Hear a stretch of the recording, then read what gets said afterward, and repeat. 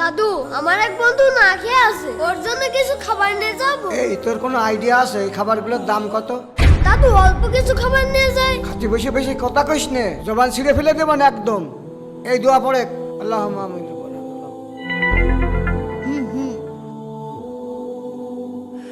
লা ইলাহা ইল্লাল্লাহ মুহাম্মাদ। আরে দাদু, খাবারে টিকটিকি পড়েছে। আরে তাই তো, টিকটিকি আসলো কোত্থেকে? দাদু, আমি খাবারটুকু ফেলে দিয়ে আসছি। আচ্ছা ঠিক আছে, নিয়ে যাও। ও সময় টিকটিকি আসলো কোত্থেকে? খুব ক্ষুধা লেগেছে। বন্ধু, বন্ধু, এই নে তোর খাবার। বন্ধু, তুই আমার আসলেই বন্ধু। সকালের তো আমি একদমই না খেয়েছিলাম। আরে চিন্তা করিস না, আমি যতদিন বেঁচে আছি তোর খাবারের চিন্তা করা লাগবে না ইনশাআল্লাহ। আচ্ছা বন্ধু। সুবহানা রাব্বিকা রাব্বিল ইজ্জাতি আম্মা ইয়াসিফুন, সালামুন আলাল মুরসালিন, আলহামদুলিল্লাহি রাব্বিল আলামিন। আরে দাদু, টিকটিকি পড়েছে। আরে এসব কি শুরু হলো? দাদু, আমি এই খাবারটুকু ফেলে দিয়ে আসছি। আচ্ছা যাও, প্রতিদিন খাবারের ভিতরে টিকটিকি পড়ছে।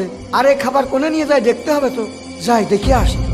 বন্ধু, এই নে তোর খাবার, পেট ভরে খেয়ে নে। বন্ধু, তুই এত দামি দামি খাবার প্রত্যেকদিন নিয়ে আসতিস, তোর বাড়ি থেকে জানলে রাগ করবে না?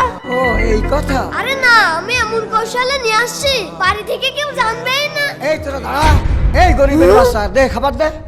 এই জীবনে এই খাবার চোখে দেখেছিস? আর তোর সাহস তো কম না, তুই আমার কাছে চিটারি করে খাবার নিয়ে আসিস? হ্যাঁ, বন্ধু, বন্ধু, দাদু, আমার বন্ধু তো এতিম। আমি ছাড়া আমার বন্ধু খাবারের ব্যবস্থা করার মতো কেউ নেই। কি এ কথা তুই আগে কবি না? দাদু, আমি তোমাকে তো বলতেই গিয়েছিলাম, কিন্তু তখন তুমি। তুই বেশি বেশি কথা কইস নে, জবান ছিঁড়ে ফেলে দেব না একদম। দাদু, এই নাও তোমার খাবার। দাদু, তোমার তো মনে হয় এই হাদিস জানাই আছে যে এতিমকে ভালোবাসবে, এতিমকে দেখাশোনা করবে, জান্নাতের ভিতরে আল্লাহ রাসূলের ঘরের পাশাপাশি তার ঘর হবে। দাদু রে, আমার ভুল হয়ে গেছে। ও দাদু, তুমি আমার মাফ করে দিও। প্রিয় দর্শক, জুনায়েদ কি ঠিক করেছে? কমেন্টে অবশ্যই জানাবেন।